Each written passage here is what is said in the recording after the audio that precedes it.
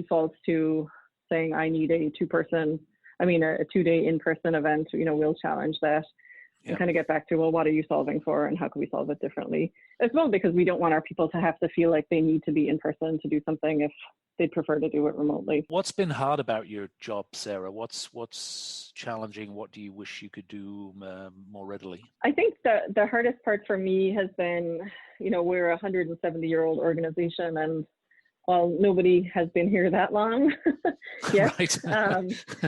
I think, that just comes with a lot of legacy culture and things that kind of bridge generational gaps. So I think just the shifting of mindset and culture of, people who, with the best of intentions, may say, well, when I was less experienced, this is how I chose to learn, or this is how I was successful. So, they're trying to instill that in less experienced folks, even though that might not be what actually the users or the employees are demanding anymore. So that's definitely been something I think that I underestimated in terms of making the change. But I also have been super impressed with, once you can kind of demonstrate the value to people who I may have thought would have been harder to convince, it quickly kind of has a network effect of being able to influence other people. So I have been impressed with the level of progress we've been able to make in a couple of short years. And it's interesting, is there a lot of pull from the frontline workforce? Do, individual consultants, and particularly the younger ones in the system, do they get it? Are they pulling for more resource and more learning?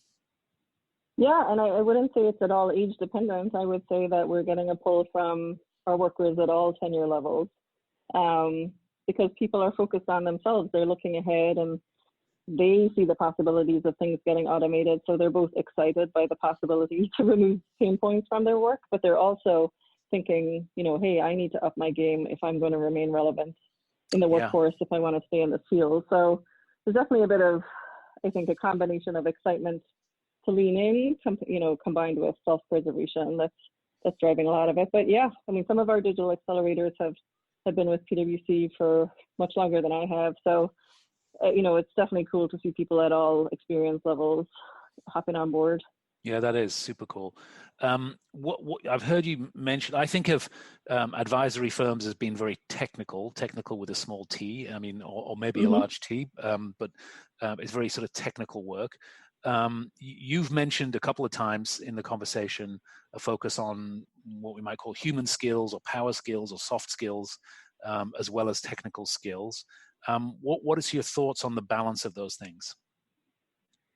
I always say, if you don't want a robot to take your job, you have to do a job a robot can't do. So I think the things that make us innately human are things that robots are still many years out on. And those are things like telling stories and making judgments and drawing out nuanced insights from data. A robot can take you so far in terms of spitting out anomalies, but then the so what really comes from the human. Yeah. So, we're super focused on what we call human-centered design, which is that combination of storytelling, design thinking, and agile, as something that you can underpin your technology skills with to really kind of 1 + 1 = 3 your value. So those are kind of the three areas we're focused. But a lot of our business traditionally and even still is very relationship-based. So we do want to make sure we're growing and developing talent that has the combination of technical plus the human skills.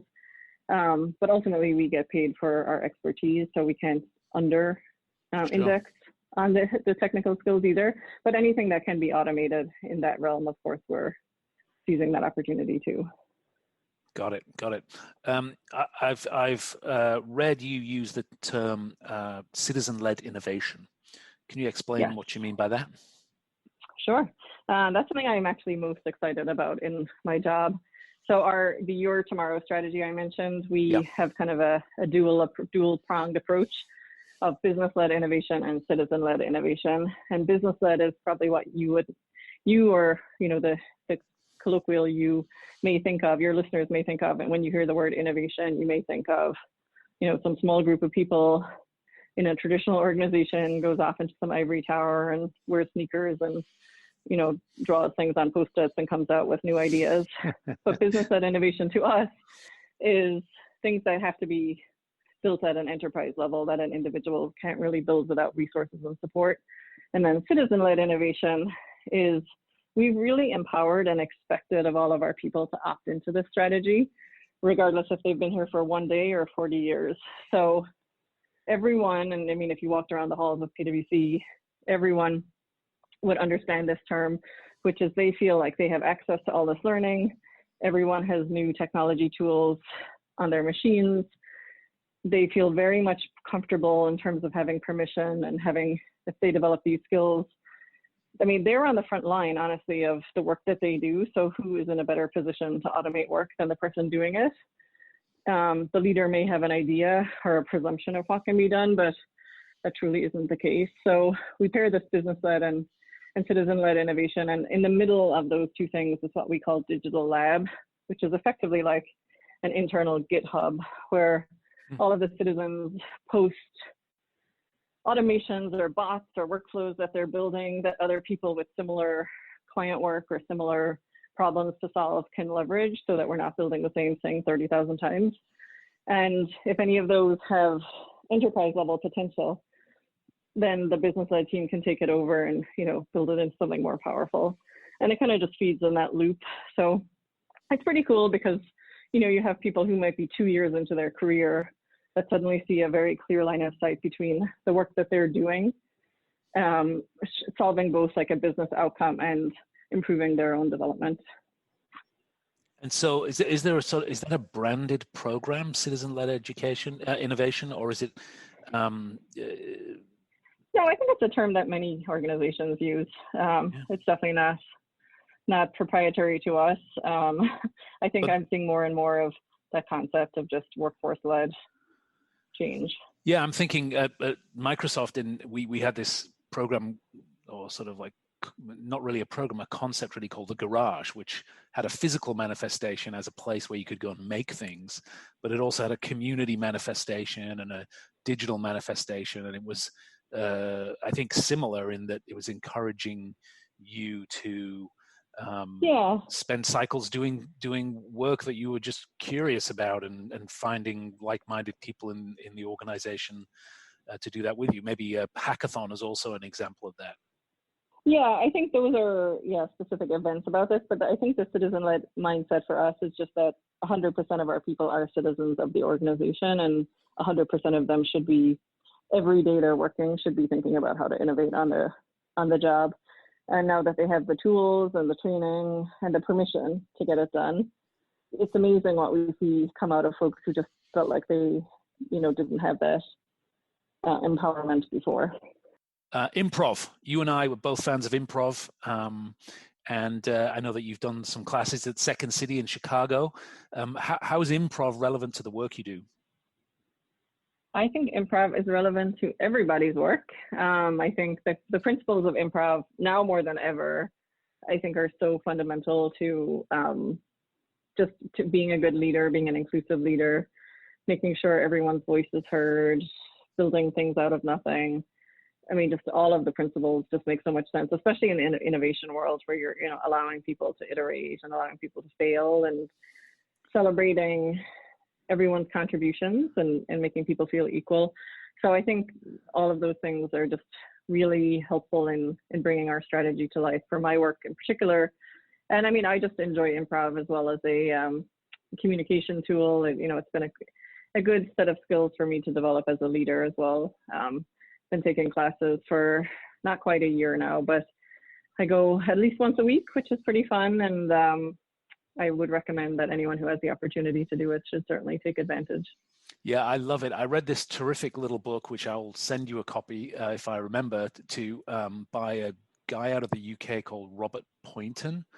And it's about improvisation. He just talks about these fundamental principles about accepting things as a gift and working with what you're given, using what you have. The yes and concept. Yep. Yes, the yes and concept. You know how it works for collaboration. It's really an interesting mindset, and it's so fun and not easy. And it's really takes, for me personally, took a pretty radical remapping of how I was taught to be a leader. So that's sort of interesting, and I hope you enjoy that book. I'm going to send you a copy of that. I would love that. Yeah, another book I definitely recommend to your listeners is called Yes and. It's by Kelly Leonard and Tom Yorton, and it does a nice job of tying each of the improv principles to business, because I think some people are skeptical if there's really a link. Yes. So they just go through each of the concepts and show how it's directly relevant to the business world, which I love, because to your point, I think people can have a traditional notion of what it means to be a leader, and I think that's just thankfully getting overhauled. Yes, I think it's really closely aligned to growth mindset principles, where you allow yourself to just be a learner in real time, and not feel that you have to provide the answer. The journey at Microsoft is very much around that. Can we talk a little bit about the future of learning from your perspective? I'm interested that you came to the learning space, from an accounting background in some respects. Does your sort of numeracy, does your way of looking at the world as an accountant help you in your L&D related practice? Yeah, well, I wouldn't say I'm a learning professional. I would say I work side by side with learning professionals, but I would say, given my role in the human capital strategy world, I absolutely think, I've always been someone who's been, a creative plus a numbers person, which I think is an interesting combination. I think for me in particular, a lot of the stakeholders and leaders that I deal with are accountants by background.